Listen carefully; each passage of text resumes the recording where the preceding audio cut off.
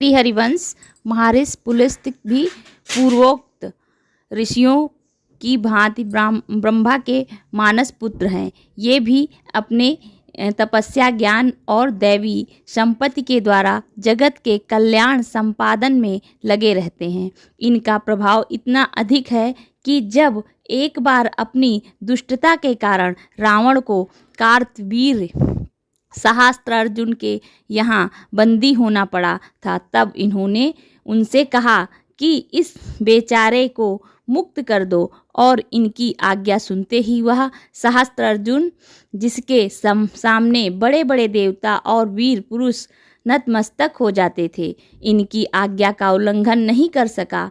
इनके तपोबल के सामने बरबस उसका सिर झुक गया।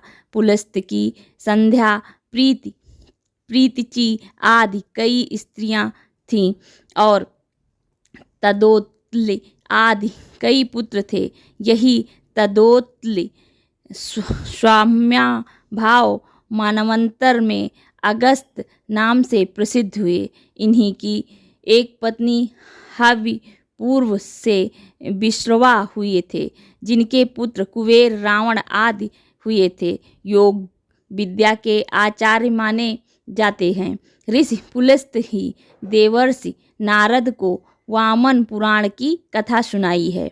जब पराशर क्रुद्ध होकर राक्षसों के नाश के लिए एक महान यज्ञ कर रहे थे, तब वशिष्ठ के परामर्श से पुलस्त्य का अनुरोध मानकर उन्होंने यज्ञ बंद कर दिया, जिससे महर्षि पुलस्त्य उन पर अत्यंत प्रसन्न हुए और उन्हें अपनी कृपा और आशीर्वाद से समस्त शास्त्रों का पारदर्शी बना दिया।